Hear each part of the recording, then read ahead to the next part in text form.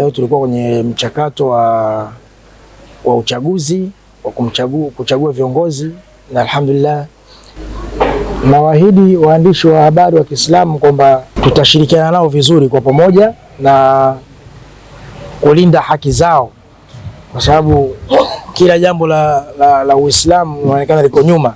Kwa hiyo tumeweka umoja huu pia kuwanyanyua wale ambao hawana uwezo na wale ambao wamejikatia tamaa, na kuwainua kuwa wanahabari ambao wa kuaminika zaidi na vyombo vyao pia kutambulika.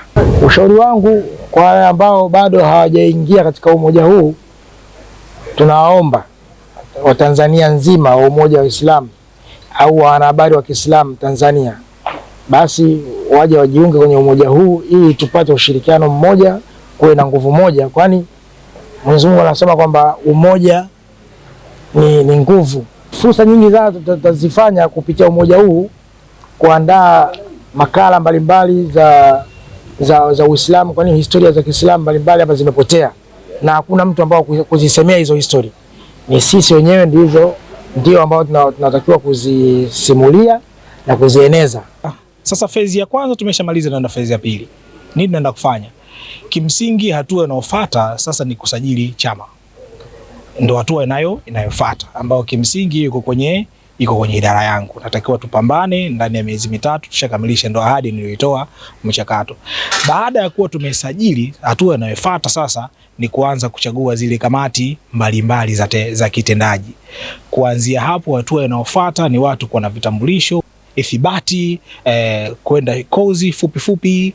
Huo ndo mpango ambao mimi nimeuahidi, kwa sababu unajua kila mtu kwenye channel yake ama kwenye media yake ana timu yake ambao kimsingi wao pia wana vision zao, ambao hizo vision zao wanahitaji kutumia platform ya umoja huu kuzitimiza.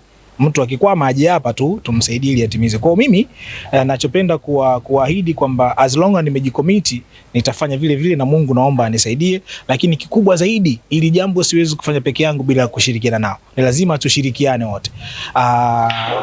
Mwisho wa siku uchaguzi umefanyika na si ndio viongozi. Kwa hiyo kama si ndio tufanikiwa kupita, maana yake watupe ushirikiano. Mtu akikwama tushirikiane, kuna jambo tushirikiane. Kama hatutakuwa na mashirikiano, tutarudi kule kwenye mambo yaliyopita na ambayo kimsingi wote tunayafahamu.